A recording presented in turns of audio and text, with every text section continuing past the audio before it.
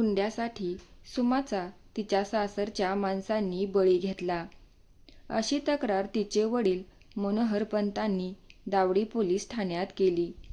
Inspector Dalvi सकाळीच आत यायला आणि या केसनी त्यांचं स्वागत करायला एकच वेळ झाली. टोपी घातलेल्या त्या सद्गृहस्थांनी दळवींना इंत्य भूतकहाणी ऐकवली. सुमाचं लग्न होऊन 1 वर्ष झालं होतं. लग्नात 5,000 रुपये रोख द्यायचं कबूल होतं, पण ऐनवेळी पैसे नसल्याने नंतर देऊ असं वर पक्षाला सांगितलं. लग्न पार पडलं, पण नंतर जवळ पैसे येईना आणि त्याच वेळी सुमाचा सासरवासही चुकेना. वर्षभर त्यांनी सुमाचे हाल केले. अखेरीस तिचा जीव घेऊन तिला विहिरीत टाकलं. कहाणी सांगताना मनोहरपंत रडत होते. बापाचं काळीजच ते. त्यांची जबानी लिहून घेताना दळवींचं मनही पाजरलं होतं. पोस इन्स्पेक्टर साळवी आत आले. आपल्या जागेवर स्थानपन्न झाले. दळवींनी त्यांना सारी हकीकत सांगितली आणि 4 पोलीस संगती घेऊन ते केरगावला निघाले. जीप भरधाव वेगाने सुटली. इकडं सून विहिरीत पडून मेल्यानं तिचे सासू-सासरे आणि नवरा बाळोबा चिंताग्रस्त चेहऱ्यानं घरात बसले होते. नाही म्हणायला त्यांच्याही मनानं धसका घेतला होता. ज्या सुनेला वर्षभर त्रास दिला त्याच सुनेने आत्महत्या करावी हे केवढं दुर्दैव. बाळोबाला वाटलं तिनं खरोखर जाचाला कंटाळून आत्महत्या केली. आपल्या सगळ्यांना तिने गोत्यात आणले. सुमा मेलेची बातमी बाळोबांनी तिच्या माहेरी धाडली होती आणि बातमी कळताच मनोहरपंत तातडीने पोलिसात गेले होते. पोरीचा बदला घ्यायचा असं त्यांनी ठरवलं होतं. सकाळी 10च्या आत पोलिसांची गाडी केरगावात हजर झाली. गाडी असल्याने अफाट गर्दी झाली. अगोदर सुमाच्या मृत्यूची बातमी वर आणखी पोलीस गावासमोर करमणुकीचं एक साधन उभं राहिलं होतं. दळवींनी आपल्याबरोबर सुमाच्या सासू-सासऱ्यांना आणि नवऱ्याला अटक केली आणि त्यांच्या जबान्या घेतल्या. तोपर्यंत ज्यानं रानातल्या विहिरीत सुमाचे प्रेत पडलं होतं ते प्रेत काढायला 2 पोलिसांना पाठवलं. दळवींनी तिघांचीही जबानी घेतली. त्यांच्या बोलण्यातून एवढंच निष्पन्न झालं की सुमाने आत्महत्या केली. आम्हाला तिच्या मृत्यूचे काहीच कळले नाही. इकडं पोलिसांनी सुमाचं प्रेत विहिरीतून बाहेर काढलं आणि पंचनामा केला. विहिरीभोवती खूप गर्दी जमली होती, पण कोणी पंचनाम्यावर सही करायला तयार नव्हतं. एकदाचे सरपंच आले तेव्हा त्यांनी सही केली. सुमाच्या देहाची व्यवस्थित पाहणी केली. थोड्या वेळाने इन्स्पेक्टर दळवी घटनास्थळी आले. त्यांनीही सुमाच्या शरीराची बारकाईने पाहणी केली. तिच्या गोऱ्या अंगावर नखाचे वरखडे होते, म्हणजे निश्चित मरण्यापूर्वी तिची कुणाबरोबर तरी झटापट झाली असणार. तिचे केसही उपटलेले होते.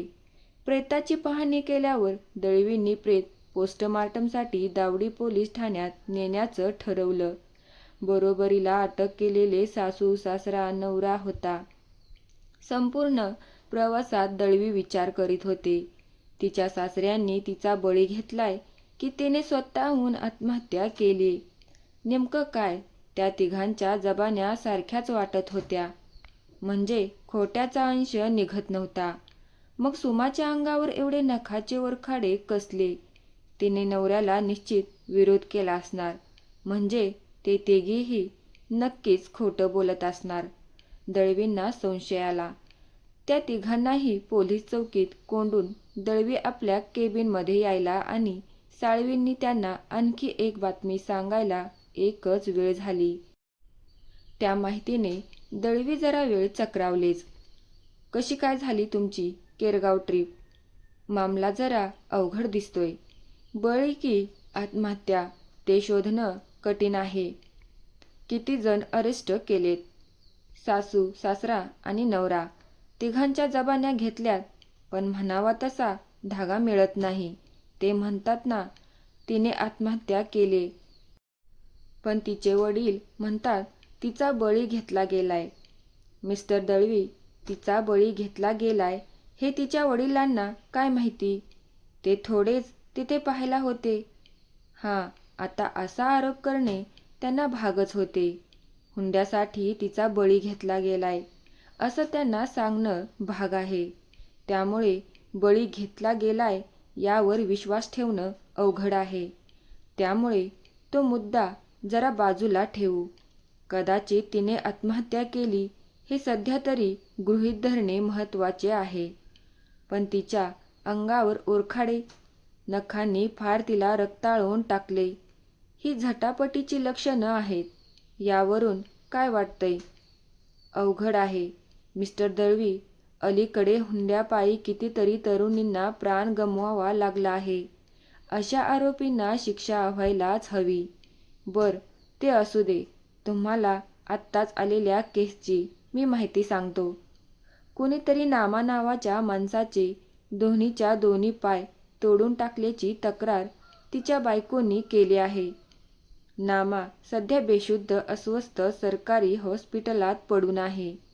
त्यांची अशी अवस्था कोणी केली हे कळले? होय, सदा नावाचा केरगावचा तरुण आहे. त्याने घाव घालून पाय तोडले असा आरोप त्याच्या पत्नीने केलाय. आम्ही सदाला पकडलाय. पोलीस पाठवलेत, आत्ताच गेलेत ते. व्हेरी बॅड लक. एकाच गावात एकाच दिवशी अशा 2 भयानक घटना. माणसं आहेत का भूतं? दळवींनी आपला राग व्यक्त केला आणि ते आपल्या टेबलावर बसून विचार करू लागले. बराच वेळ गेला. विचार केल्यावर त्यांना म्हणावा तसा मुद्दा सापडेना. त्यांनी एकाच गावात घडलेल्या दोन्ही घटनांचा संबंध लावून पाहिला, पण घटना जुळवून पण येईना. कारण 2 घटना घडल्याच्या मध्ये कित्येक किलोमीटरचा अंतर होता. मात्र दळवींना थोडा संशय आला. कदाचित तिच्या सासूसासऱ्याने आणि नवऱ्याने नामाचा काटा तर काढला नसेल, कारण नामाने हे दृश्य पाहण्याची शक्यता नाकारता येत नाही. दळवींना संशय आला आणि त्यांनी तातडीने हॉस्पिटलात डॉक्टरांना फोन लावला.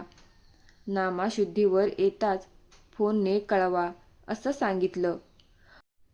फोन खाली ठेवल्यावर दळवींनी विचार केला. बळी आणि आत्महत्या या दोन्ही आत्महत्या हा मार्ग होऊ शकत नाही.